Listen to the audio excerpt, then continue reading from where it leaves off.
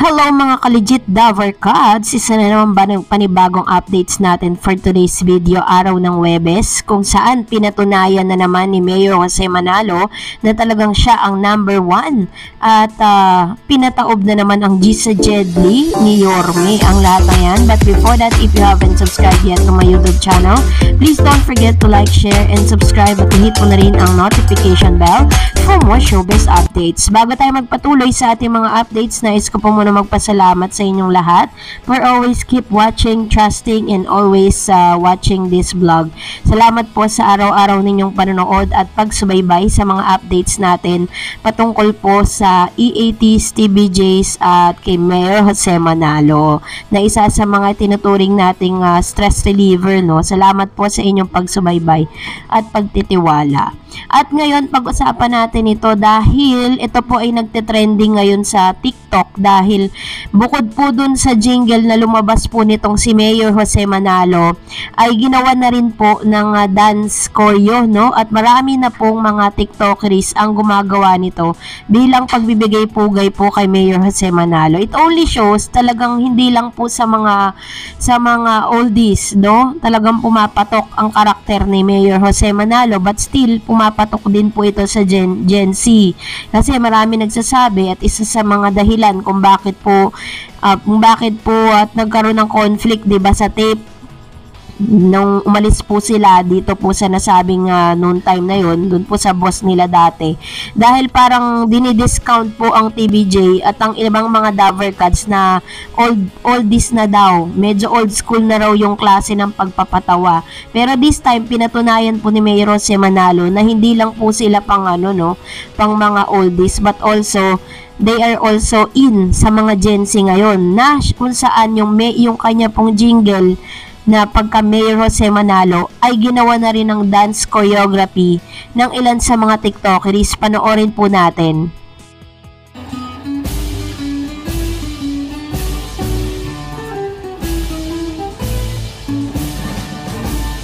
Kung kaunlaran ng siyang hangaring magsama-samang tangkihin, si Jose Manalo ang piliin dito sa halalan na darating. Ang ibang si Mayor Jose Manalo, bawat sabihin ginagawa, lalo't sa paglilingkod ang pag-uusapan. Mayor Jose Manalo ang siyang number 1, hindi mapagsamantala sa katungkulan, malinis at laging tapat kailanman. Kaya tayo pagkaisang magdamay-damay, Mayor Jose Manalo ihalal. Kung kaunlaran ng siyang hangarin, magsama-samang tangkilikin, si Jose Manalo ang piliin dito sa halalan na darating.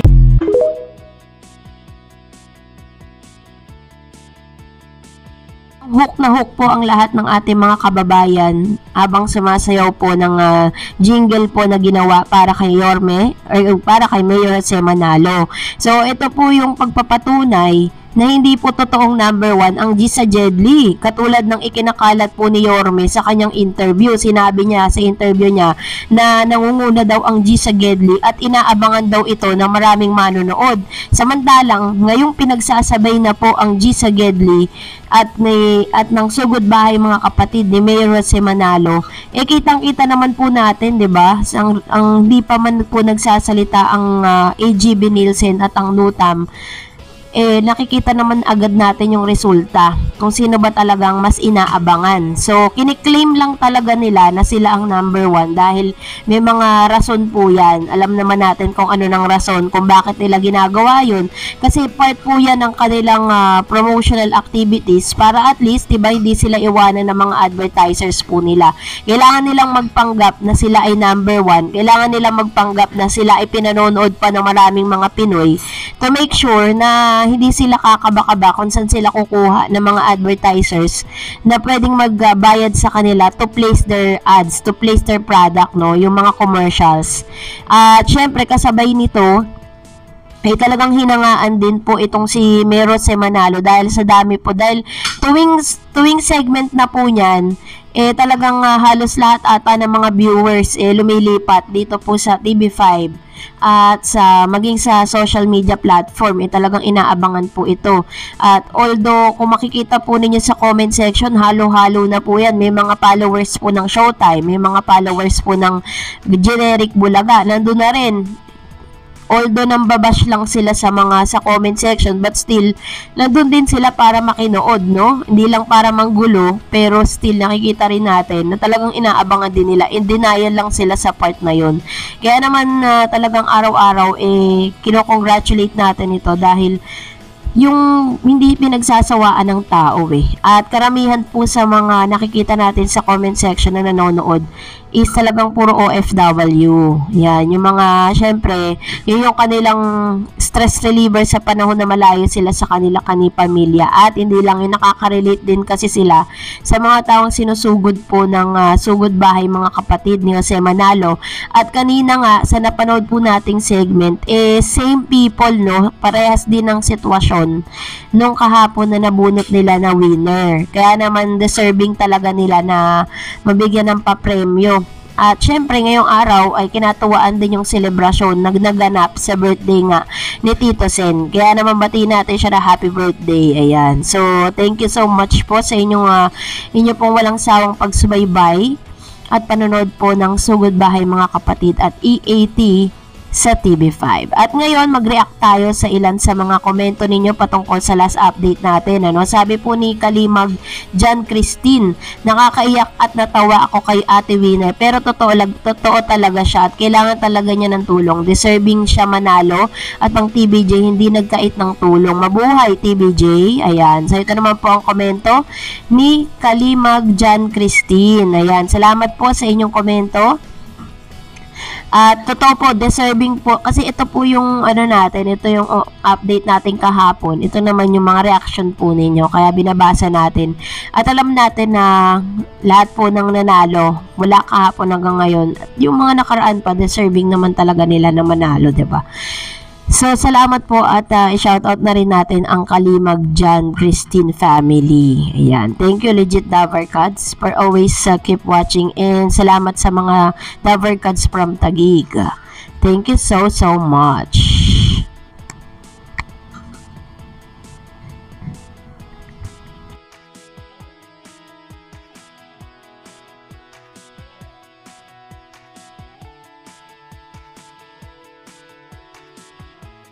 Basahin din natin ang ilan sa mga komento ni Mr. Joel Calika. Sabi niya, number 1 daw Gedli nila. Oo, number 1 na. Pinapasalamatan TBJ sa Gedli nila na hindi naman sila tinatabla ng hiya. Kaya kahit ano pa itapat nila sa TBJ, hindi sila uubra. True. Diba? Kasi kahit anong segment na ata itinapat dito, Little Miss Philippines, World of the Ring, hanggang sa ibinalik ulit dito sa Gedli, kasi sabi nila ito daw talaga yung nararapat na itapat, no, dahil magkaparehas nga naman ng strategy kung tutuusin sila naman talaga yung original ang EAT, no. Sabi naman ni Cora Aninaw, trying hard talaga si Yorme, tapatan ba naman si Mayor Jose Manalo? Haha, wala kayo, legit Davercads kami, TBJ and Davercads. Ayan, shoutout sa iyo Ma'am Shikora. Totoo po yan. Sabi ni Randy Arguelles 6372, TBJ legit Davercads ako forever. Wala nang iba. Lipat na ako sa TV5. Kahit pa magpatong-patong na kayong Rappler, Showtime, tape, Rendon pa, Epal, kawa. Wala kayong magagawa na mangingibabaw pa rin ang TBJ. Legit Davercads. Ayan. Thank you so much sa inyo po mga komento. Please mag-comment lang kayo sa comment section natin. At kung hindi pa po kayo nakasubscribe, mag-subscribe na po kayo for everyday updates. Thank you for watching guys. God bless everyone.